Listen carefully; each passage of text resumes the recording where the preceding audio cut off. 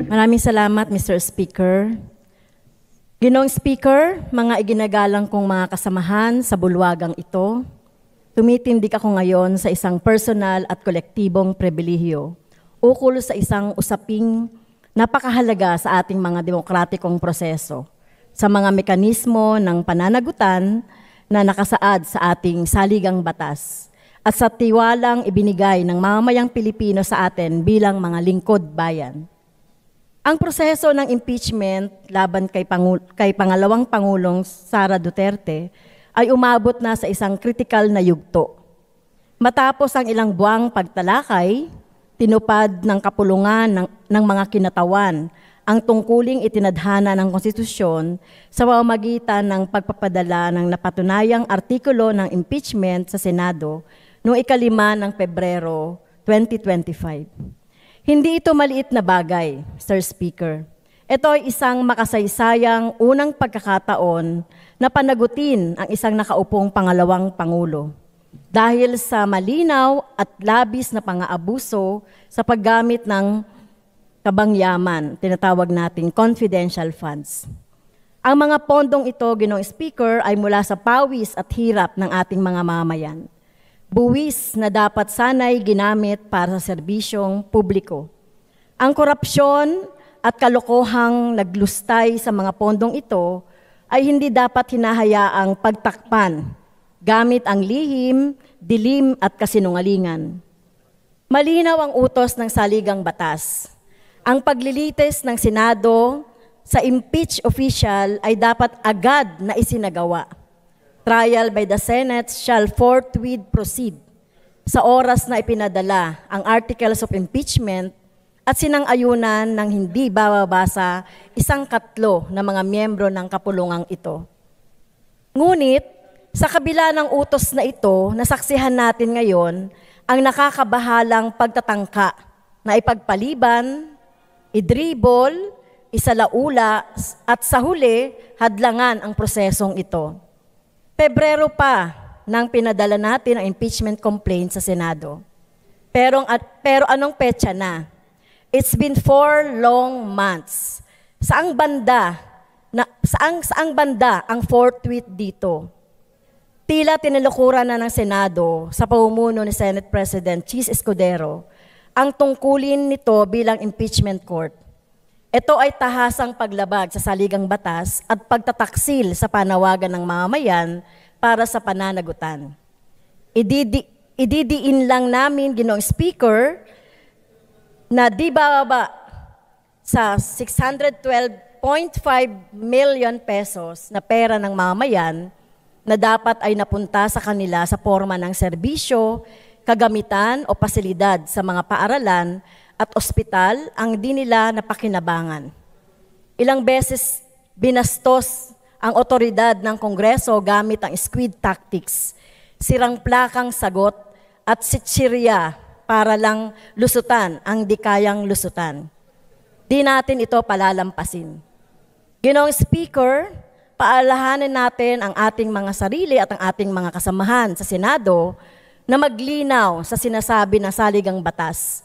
Kapag naipadala na ang artikulo ng impeachment, tungkulin ng Senado na magtipon agad bilang impeachment court at simulan agad ang paglilitis. Hindi ito desisyon ng plenaryo ng Senado kung itutuloy o hindi ang paglilitis. Walang puwang sa saligang batas para sa interpretasyon o pagmaniobra upang ipagpaliban ang hustisya. Hindi dahilan ang walang session. Dahil una, ang impeachment ay hindi legislative function. At ikalawa, ang Senado ay isang continuing body na may mga senador pa rin kahit nagkapalit man o bago na ang termino.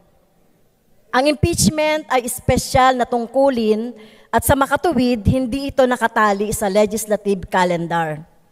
Ngunit ang nasasaksihan natin ngayon ay ang pagtatangkang idribol ang proseso na para bang laro lamang ang hustisya at ang pananagutan ay maaaring tawaran. Ang pagkaantalang nito ay hindi lamang technical o procedural na usapin. Isa itong sinadyang hakbang pampulitika, isang hakbang na nagsisilbi sa interes na naghaharing uri kapalit ng transparency, pananagutan at hustisya. Mismong si Pangulong Bongbong Marcos Jr. ay hayagang nagpahayag na ayaw niya nang ituloy ang impeachment na ito. Ang kanyang mga pahayag na humihikayat ng political accommodation at pumipigil sa paglilitis ay nagpapakita ng kawalan ng prinsipyo, pagkatakot sa magiging ganti ng dating kaalyado sa eleksyon at pagkapit sa kapangyarihan. Hindi maitatagong inuuna ng administrasyong ito ang sariling kapakanan kaysa sa interes ng publiko. Maging malinaw tayo, ang usapin ng impeachment ay hindi lang tungkol sa pangalawang Pangulo. Ito ay tungkol sa kung papayagan ba natin bilang mga kinatawan ng bayan na magpatuloy ang impunity sa ating pamahalaan. Ito ay tungkol sa kung pananagutin ba natin ang mga gumagamit ng pondo ng bayan para sa pansariling interes na nagtatago sa likod ng confidentiality habang ang ating mga mamamayan ay naghihirap sa pagtaas ng mga presyo, mababang sahod, at bumabagsak na sistema ng edukasyon at kalusugan. Ito ay tungkol sa kung ipaglalaban ba natin ang rule of law o hahayaan itong isang tabi ng mga alyansang pampolitika at laro ng kapangyarihan. Ang kawalang aksyon ng Senado o mas masahol pa, ang tahasang pagtanggi nitong ituloy ang paglilitis ay isang insulto sa sambayanang Pilipino. Pinapahiwatig nito na ang nasa kapangyarihan ay maaring makalusot sa maling paggamit ng pondo ng bayan, sa korupsyon at sa pagtataksil sa tiwala ng mamamayan. Sinasabi nito sa ating mga guro, manggagawa, magsasaka at sa lahat ng mga nagbabayad ng buwis na baliwala ang kanilang sakripisyo, na ang kanilang pinaghirapang pera ay maaring aksayahin ng walang pananagutan. Ginoong Speaker, mga kasama, nagampanan na natin sa kapulungang ito ang ating tungkulin o ang ating assignment na ipadala na natin ang Articles of Impeachment. Tungkulin na ngayon ng Senado na gampanan ang kanilang bahagi. Ang anumang karagdagang pagkaantala ay hindi lamang paglabag sa saligang batas, ito ay kawalan ng katapatan sa interes ng publiko. Senate President Escudero at lahat ng mga senador na humaharang sa paglilitis na ito ay dapat paalalahanan, hindi sila higit sa saligang batas.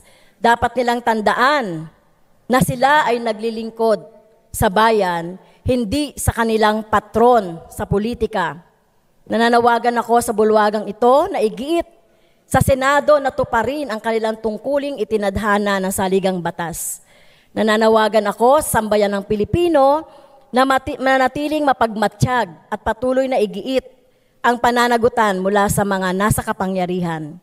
At nananawagan ako sa ating lahat bilang mga lingkod bayan na alalahanin nating narito tayo hindi para pagsilbihan ang sarili nating interes o ng ating mga kaalyado, kundi para itaguyod ang hustisya, transparency at kapakanan ng ating mga mamamayan. Dapat ituloy ang impeachment trial. Ano mang kulang dito ay pagtakas sa ating tungkulin at pagtataksil sa tiwalang ibinigay ng sambayanang Pilipino sa atin. Huwag tayong maging kasabwat sa pagguho ng ating demokratikong institusyon at pagpapatuloy ng impunidad o impunity. Ito lang po, Mr. Speaker, at marami pong salamat.